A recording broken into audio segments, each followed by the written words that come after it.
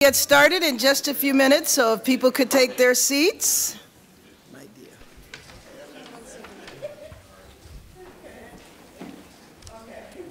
We have to take pictures first.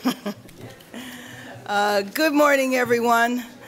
I'm Congresswoman Karen Bass from Los Angeles, and it is wonderful to be here. I have to tell everyone Happy New Year. This is our first policy breakfast for the year. And I must say, over the last 2 years since we started the African Policy Breakfasts, we have taken the opportunity time and time again to address the issue of AGOA, its challenges, its opportunities, and most of all, its importance. In fact, a couple of years ago, our very first breakfast focused on AGOA and featured veterans of the first AGOA legislation. Today, thanks to the spectrum of meetings, forums, roundtables, and summits held by a range of AGOA stakeholders in the U.S. and Africa, all of us are better able to understand the significance of AGOA. We all have also reviewed and refined the reasoning behind not only reauthorizing AGOA, but strengthening it. Yesterday at the Ways and Means hearing on the U.S. trade agenda, Chairman Ryan voiced support for the reauthorization of a seamless AGOA. This is good news as the clock is ticking and AGOA will expire in 8 months.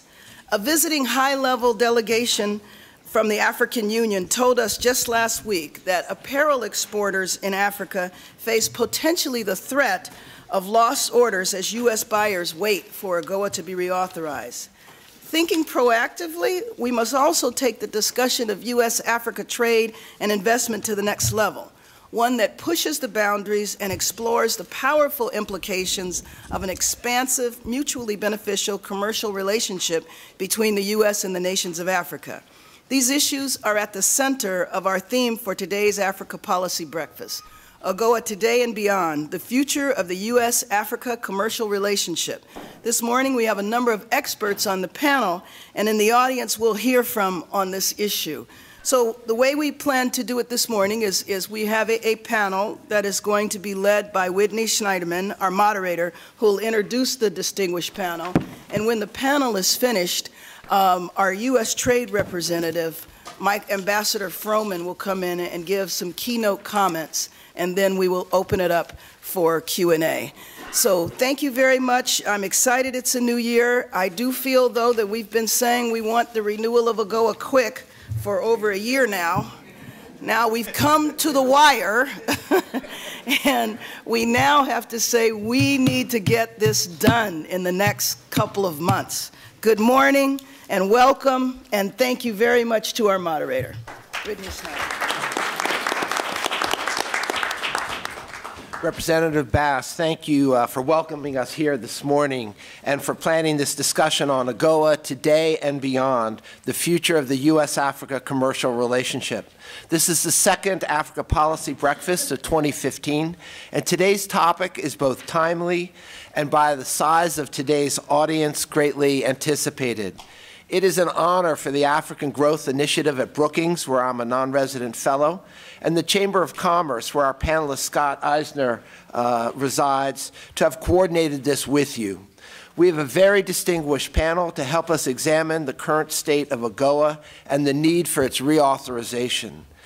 And today's audience represents the dynamic AGOA coalition. It's a bipartisan and broad cross-section that includes think tanks, NGOs, academia, faith-based organizations, businesses, and of course, members of the African Diplomatic Corps. And let me take this moment to recognize those ambassadors who are here right now, including Ambassador Woneka of Uganda. Where is she, please? Ambassador Nabashenzi of Burundi. Where's the ambassador? Ambassador Utugana of Cameroon, and Ambassador Da Silva Neto from Angola, who literally has just arrived in the United States. Welcome, Ambassador. We've asked each panelist to speak for no more than 3 minutes per question to allow ample time for audience Q&A. Now, if you'll let me, please, I would like to take the moderator's privilege and introduce myself. My name is Whitney Schneidman, and as I said, I'm a non-resident fellow at Brookings and senior international advisor for Africa at Covington and Burling. And I would like to briefly provide some perspective on today's discussion, and then I will turn to our panel. My fundamental message is this: we are racing against time. AGOA is set to expire on September 30th, which, given the pace of events in Congress, is equivalent to dinner time tonight. In short, we need predictability and certainty in our trade relationship with Africa, and extending AGOA as soon as possible for as long as possible, say 10, 15 years, is the way to achieve it.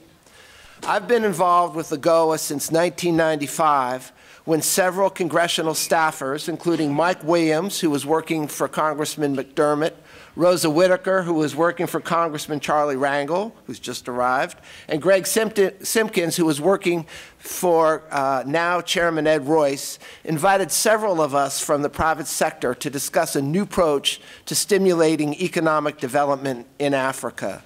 2 years later, I joined the Clinton administration, where I worked for AGOA's passage by Congress, which we achieved in 2000. Since then, I, along with many of you and many in Africa, have worked to perfect AGOA as a catalyst for economic development and as a framework for deepening commercial relations between the U.S. and Africa. While AGOA's promise remains to be fully realized, much has been achieved, and I think we have to acknowledge that. Several million jobs have been created, directly and indirectly. AGOA has contributed to the region's impressive economic growth and improved governance, and it has created a tremendous amount of goodwill for the U.S. and Africa. Not only has AGOA become the cornerstone of the U.S.-Africa commercial relationship, it has ushered in a new era of mutual benefit and win-win that is consistent with the goals and aspirations of most on the continent. Now, given the many substantial and positive changes in Africa over the last 15 years, we need to begin work on a new era of trade relations that helps American companies become and remain competitive in the rapidly growing African market. However, we first need to ensure that the foundation of our relationship is strong, and that's why we need to extend AGOA as soon as possible, for as long as possible, and I think if we give ourselves the target at the end of February, we can get this done. Thank you.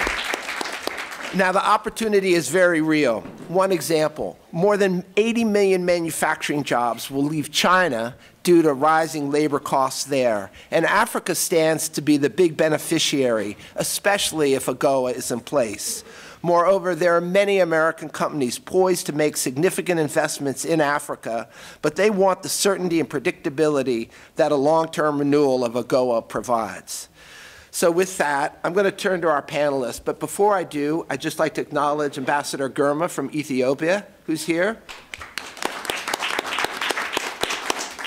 And I'd like Congressman Rangel, before we turn to the panel, if you'd like to say a few words as our presiding mzee, we would be so appreciative.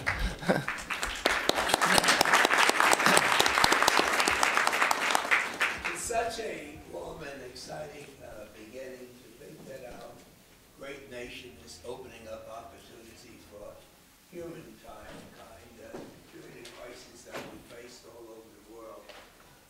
It just seems like common sense and reason would dictate that while we're looking for friends, for people who have problems with our history, and that we have this gigantic opportunity to do the right thing. Unfortunately, notwithstanding that we're the greatest nation conceived, we have political problems within our Congress that defy reason and common sense. And even though it makes all the sense in the world for us to move on with something that really is working and has little or no opposition, we are competing against a Trans-Pacific Partnership Agreement. you don't have to be against the agreement, but you do have to know what the heck is in the agreement. And the Constitution says that the Congress has the responsibility to negotiate the agreement with these 12 countries, which will be 40% of the international market. 535 people, Constitution or not, cannot negotiate an effective agreement.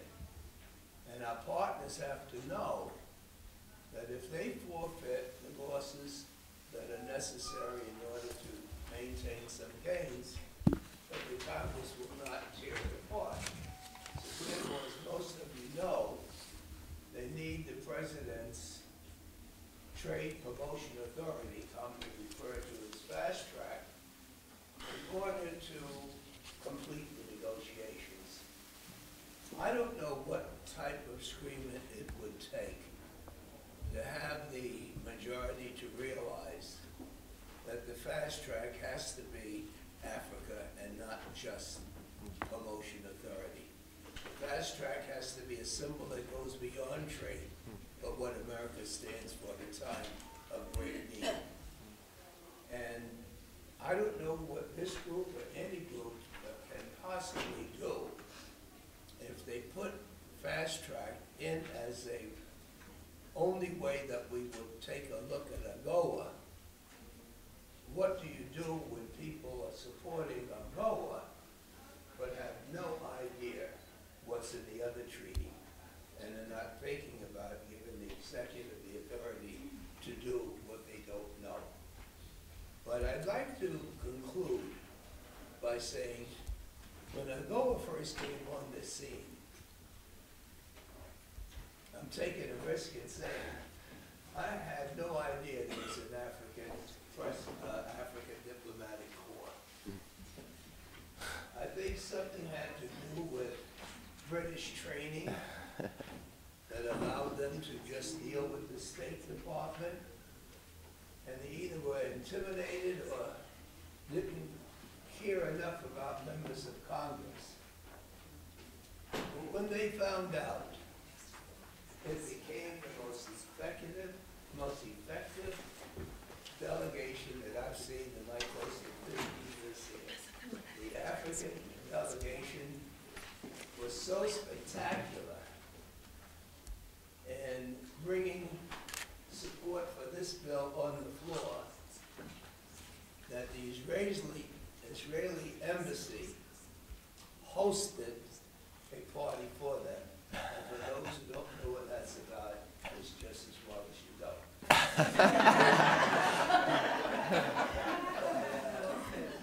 Let me, you know, when you have been involved in something, leaving the Congress leaves a very emotional part of me here.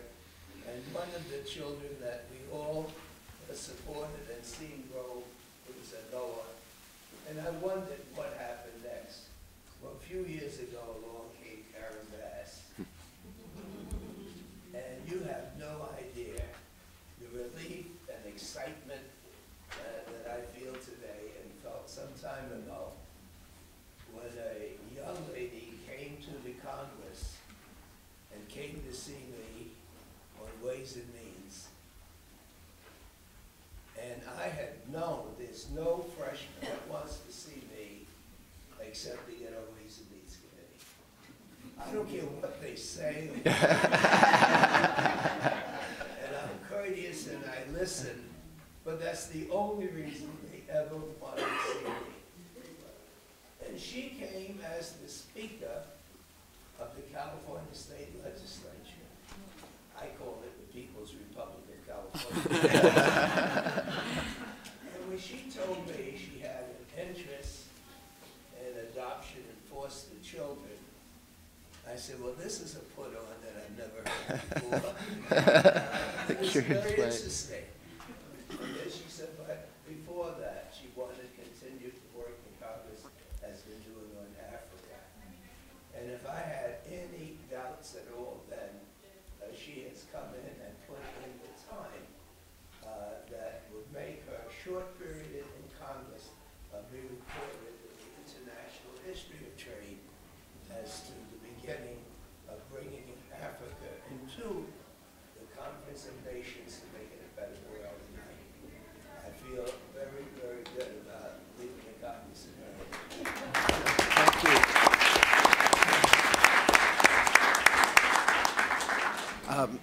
Before I turn to the panel, just let me welcome Ambassador Mula Mula from Tanzania, who's just arrived. So I'll briefly introduce our panel, and then we'll turn to that. I think there are going to be frequent pauses here as others join us, which is sort of a tradition of Representative Bass breakfast. I don't know how you ever eat at these breakfasts. Always people coming and going, but it's really quite wonderful. To my left is Ambassador Eliaka Molapi Sebatani from the Kingdom of Lesotho. Ambassador Sebatani is has been designated by the African Union to be the lead on AGOA here in the United States. To the ambassador's left is Scott Eisner, who is Vice President for African Affairs at the U.S. Chamber of Commerce. And to his left is Rahama Wright, who you'll hear is a certified AGOA entrepreneur. And she's a founder and CEO of Shea Yalin. So I'm just going to start with just some quick questions, and we'll get the conversation going. I'm sure Ambassador Froman will be here, and we'll just pivot and keep the conversation going. First question to you, Ambassador. Please tell us why we need to renew AGOA as soon as possible. Thank you very much. Before I answer the question, let me just clarify that I'm here on behalf of African Ambassadors Group and not AU. Thank you very much. Yes.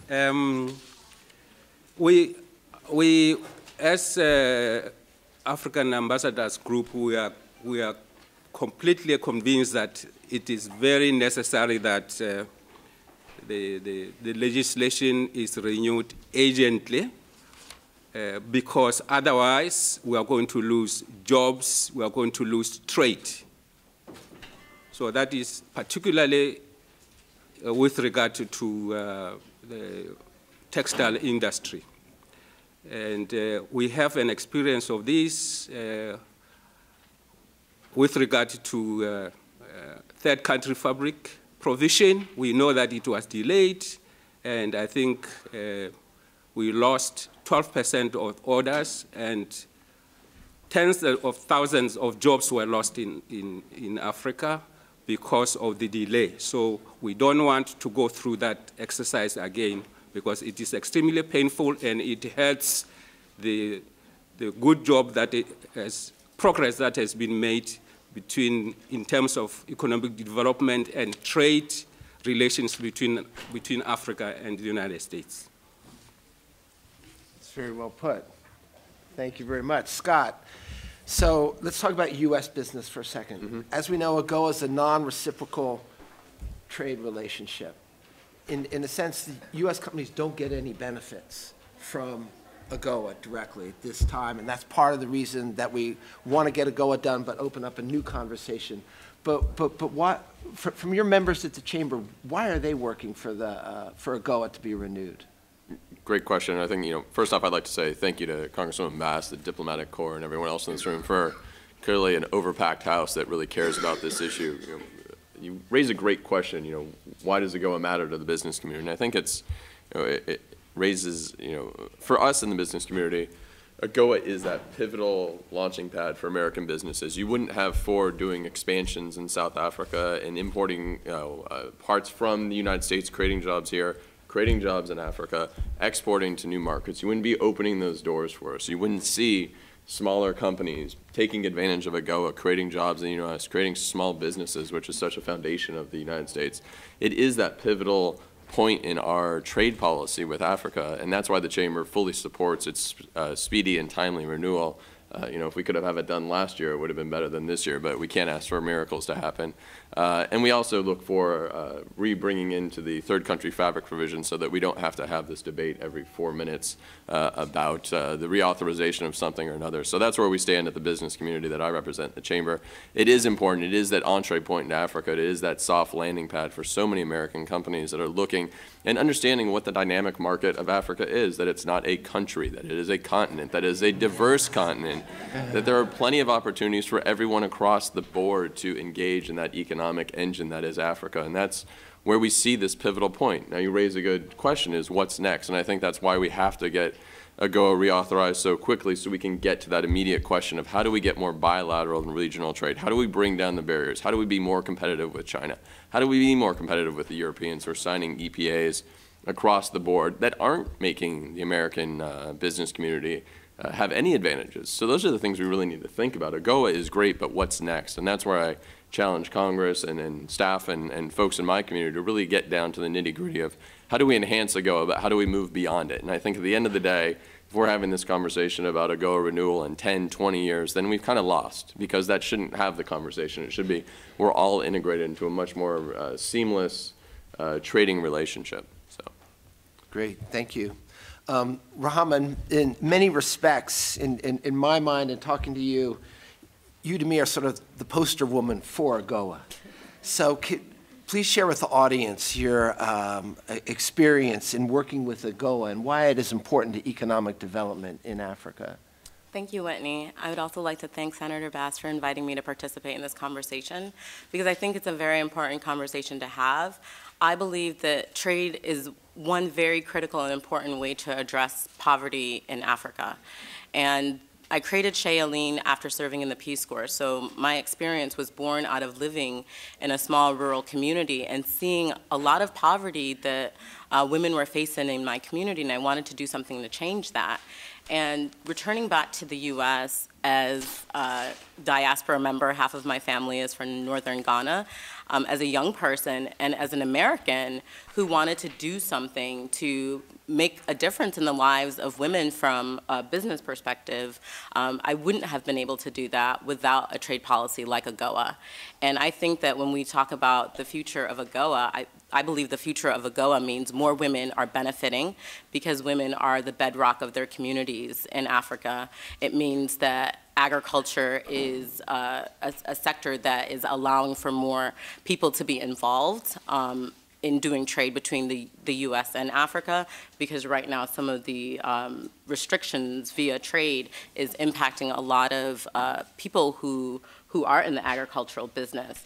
When I started Chez Aline, I'll be completely honest and say I didn't know what I was doing. I was in my early 20s, and I represent a lot of the young entrepreneurs like the Mandela Fellows who have been supported by the U.S. government, who want to do something and who want to change issues in their community, and removing trade barriers allows us to do that.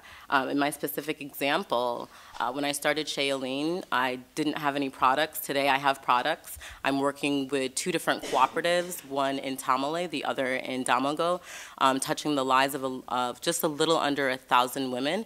And we're able to do that because when we bring our products to the market, we're allowing women to connect their products to Whole Foods. And connecting their products to Whole Foods means connecting their products to consumers who are interested in understanding where their products are sourced from and wanting natural products, and that can't happen without a trade policy like AGOA. How many Whole Foods are you into? Is your product into? Right now, between Whole Foods and independent retailers, we're in just under 100 across the North Atlantic, including Georgetown, Foggy Bottom, and we are also in a lot of Whole Foods in the New York area. We can talk more after. Yeah, right. The message is really clear, right? Buy it up. Ambassador, last week there was a delegation from the African Union here in Washington to meet with members of Congress and members in the Senate. Can you tell us what the result was, number one? And number two, what's the message for this group? When we leave here this morning, what are our instructions as it concerns getting AGOA authorized by the end of February? I know it's a tall task.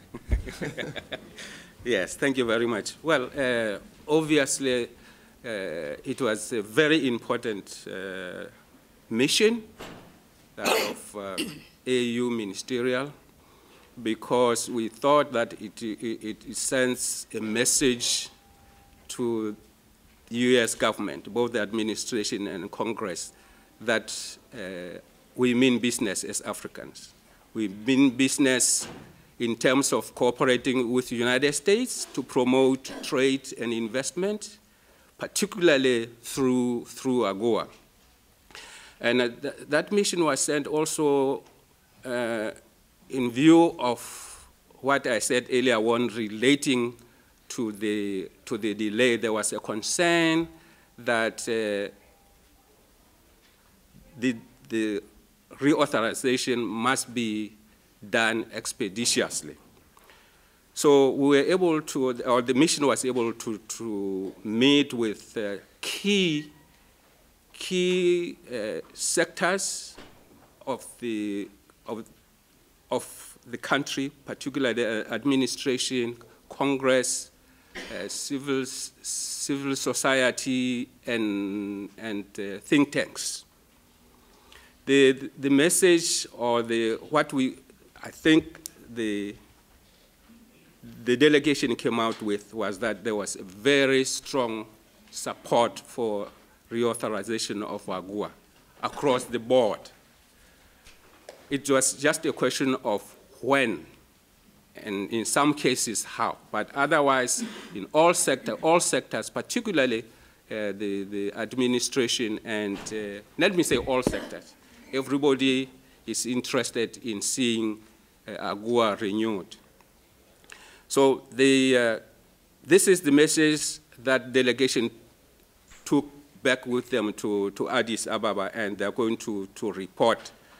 It's just a matter of saying now, when is this going to happen? So the lesson, or they left with, particularly the AU mission here and the ambassadors groups, was for us to continue advocating for immediate agent renewal of AGOA. We all know of the benefits of this act. So this is the message that they left with us, and the lesson also that they took with them to Addis. Great, thank you very much. Well, that's a very important message, the immediate, urgent renewal of AGOA. And it's very timely that Ambassador Froman just happened to walk in at that moment. Because I think that's something everybody in this room shares. So why don't we pause and invite Ambassador Froman to the podium. We've been looking forward to your comments. We've had a lot of discussion, and we just welcome your inputs into this. Thank you, Ambassador.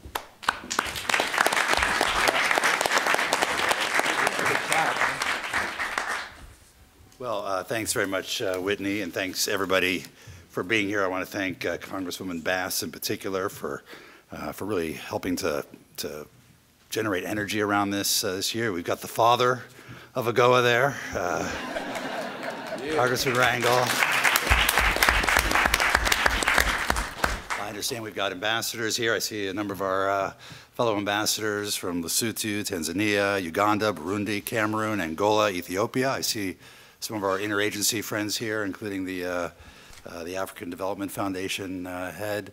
You know, this is a collective effort. It takes a village to get AGOA renewed, and it's going to take all of us to get this done. And I want to thank the Chamber of Commerce and Brookings as well for co-hosting this and for making this possible. And this has always been a team effort to get AGOA moving over the last 15 years. And you all know what the record of AGOA is. Under AGOA, exports from sub-Saharan Africa to the United States have more than tripled. Non-oil exports have grown fourfold, as has U.S. foreign direct investment in the region. And all of this has contributed to the diversification and competitiveness of sub-Saharan African economies and supporting hundreds of thousands of jobs there. And yet we know we can do much better going forward. This trade is still very small, and we have a long way to go to take advantage of this all. The U.S. has benefited also from AGOA. Since 2000, U.S. exports have grown fourfold, from $6 billion to $24 billion. And those exports have supported nearly 120,000 jobs here in the U.S. So while this is a preference program, And while we're taking exports duty-free from Africa, we too are benefiting from this relationship, and that's something that we need to make clear as we move forward. You know, alongside these accomplishments, we've learned a lot of lessons about AGOA. And one of the lessons has been we shouldn't wait until the 11th hour to get it renewed. As I was walking in, I think I heard that comment. So I know you all understand that. Businesses sometimes take 6 months or even 12 months to make investment decisions, to place orders. And as we saw in 2012, when we delayed the renewal of the third country fabric provision, we saw U.S. imports of AGOA products decline by 25%. And we already see right now that the costs start hitting well before the actual deadline. And those costs are human costs. They're costs in jobs, in factories closed, in investments deferred. And I was very pleased to meet with a number of African trade ministers who were here, I guess it was last week, and who were making the rounds up here to try and make clear to members of Congress and staff how important it is, not just to have the seamless renewal of AGOA, but the early renewal of AGOA as well. And that is a message that we're taking to Congress as well. I mean, yesterday I had the pleasure of testifying before the Senate Finance Committee and the House Ways and Means Committee, and I was pleased to see a number of African ambassadors there, but I was also very pleased to hear Chairman Ryan of the House Ways and Means Committee make it clear that he was seeking not just the seamless renewal, but the early renewal of AGOA. And we're going to want to work with Congressman Rangel and Congresswoman Bass and the other supporters, the other bipartisan, bicameral supporters of AGOA to make sure that that happen. Let me say just 1 second about the bicameral, bipartisan support for AGOA, because we had, I think, quite a remarkable meeting several months ago. It's the first meeting I've been in of this sort. It was about 20 members, half senators, half members of the House, half Republican, half Democrat, and all very supportive of moving ahead with AGOA's renewal. And so I'm very optimistic we'll get there. We now just need to find the right vehicle, get the right program in place, and move it ahead. And one of the lessons that we take from the review of AGOA that we did, this year-long, actually more than a year-long review of AGOA we did with African leaders, African ministers, business people from Africa and the United States, civil society organizations, is that the tariff preferences, as important as they are, need to be part of a larger trade and investment strategy, which includes capacity building, trade facilitation, all of the other measures that go around just the level of tariffs to make sure that people can take advantage of the access to our markets. The access is not enough if they don't have the capacity to fully take advantage of it. And we're looking at that. We've got the President, as you know, around the Africa Leaders Summit, launched an interagency effort to have a broad-based trade capacity building program, and that work is ongoing. We've been very much engaged in hoping to promote entrepreneurs through our Young African Leaders initiative to make sure there are entrepreneurs in Africa who will take advantage of this opportunity and make sure that they are building businesses and sending products to the United States. We're also looking to expand our engagement with Africa in other ways through, for example, our partnership with the East African community, our Trade Africa partnership, potentially expanding that and deepening it. I just saw Minister Amina Mohammed last week in Switzerland, and she passed me a note and said, we've got to get this investment agreement done. You know, she wants to move ahead between the East African community and the United States. We've got great opportunities, I think, to build that relationship as well. Now, one thing that's clear is that AGOA is really a stepping stone that can take us closer to an even more advanced trade and investment relationship going forward. You know, a lot has changed in Africa. Since 2000, the economy of Africa has nearly doubled in size, growing about 6% on average. And the IMF predicts that there'll be continued strong growth in much of sub-Saharan Africa this year. It's got one of the fastest growing middle classes and is becoming one of the largest contributors to the world's workforce by 2050. And Africa's relationships, its economic relationships with other partners in other countries is changing as well. It's got economic partnership agreements or free trade agreements with the EU, and that is creating an issue because European companies are having access to Africa that our companies don't have. We need to address that issue as we move forward. In addition, the EU and Canada have both revised their Generalized System of Preferences program to graduate or to take a different look at certain emerging economies. We have not yet done that. And so, and there's a lot of activity going on outside of Africa. We've got TPP and TTIP. Across Asia, there are bilateral, trilateral FTAs being negotiated. There's the RCEP agreement being negotiated. In Latin America, the Pacific Alliance is moving ahead to further liberalization in parts of this hemisphere, both in trade and the movement of people and the connectivity of electricity. In Geneva, around the WTO, we've got plurilateral agreements like the Information Technology Agreement, the Services Agreement, the Environmental Goods Agreement, all that are proceeding.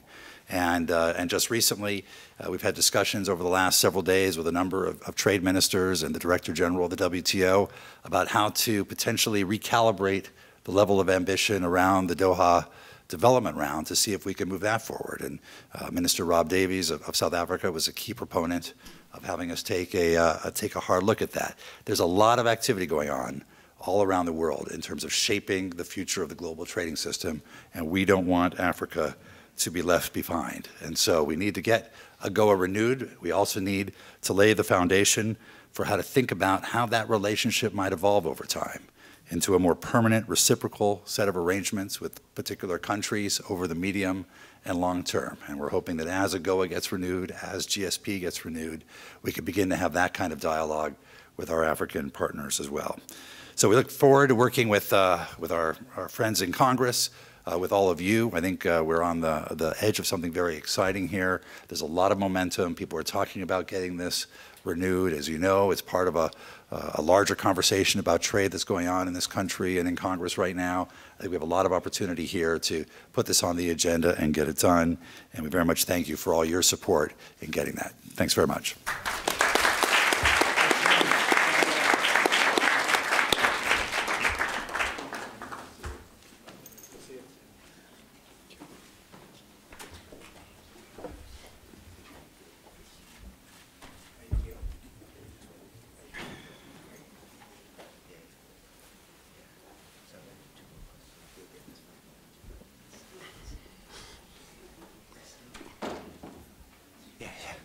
Okay, well, that was certainly welcome. Thank you, Ambassador Froman. Even though he's left, I think it was a real tribute to the administration to come here to be part of that, and certainly very, very appreciative. I think Ambassador Froman, in his remarks, talked about, inferred sort of the whole of government approach, and I think we have AGOA. It's the law of the land, but I think AGOA is also a state of mind. And Scott, how many, the businesses that you work with, in addition to the law, do they take advantage of the whole of government approach?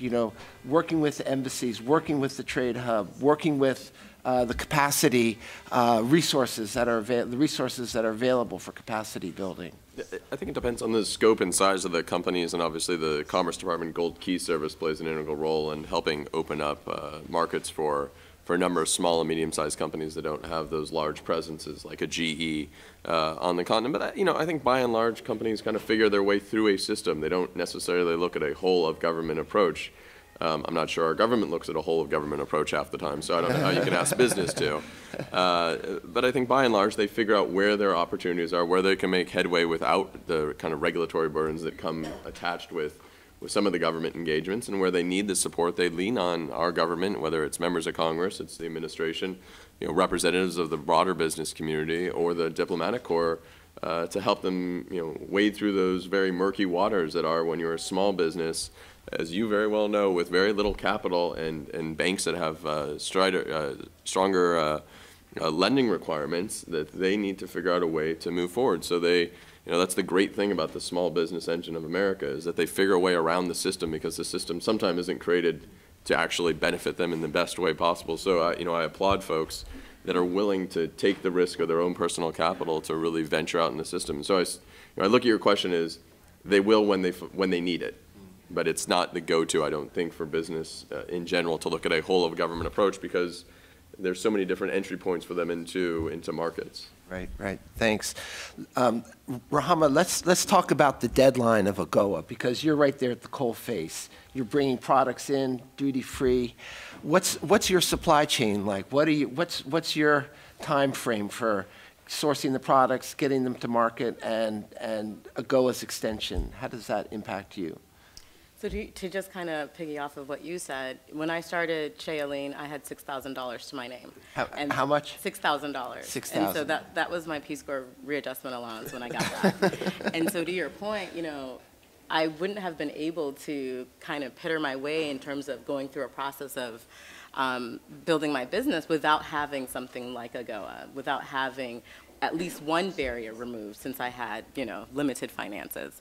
In terms of my supply chain, Shailene's supply chain is very integrative. We look at how to help women bring their products from start to finish, so from harvesting all the way to being on a whole food store shelf. So we have a very holistic way of looking at our supply chain, and the point and the focus is integrating women into the U.S. supply chain, into the U.S. market, and helping them benefit from U.S. consumers. So we help to organize cooperatives, to your point, in terms of capacity building. We provide a lot of training to women in terms of quality. And then we go through the process of importing the shea, and we use a New Jersey port, so that's where the products come through. And it takes about, a lead time for production for me is 6 to 8 weeks. And so right now we're looking at moving towards a quarterly production schedule as we are expanding our distribution and moving from distribution not only on the East Coast but also in the Midwest and on the West Coast as well. And so that's my timeline in terms of getting shea products into the market. So do you take into calculation AGOA's extension in your business plans? I will now.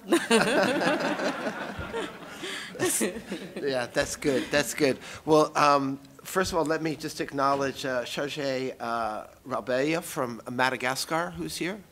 Where is the Charge? Welcome. Let me just open it up now to some comments and questions because we have many people. But Congressman Rangel, please.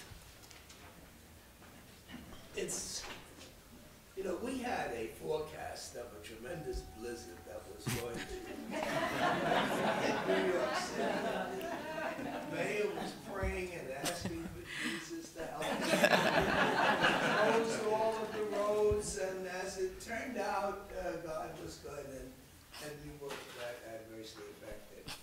And I hate to talk about the future of AGOA, like there's a big blizzard that's coming, and we have to pray that God is going to help us get out of this. But when you ask what can we do, it's going to be a little different than just saying you want to do the right thing. The first thing you have to realize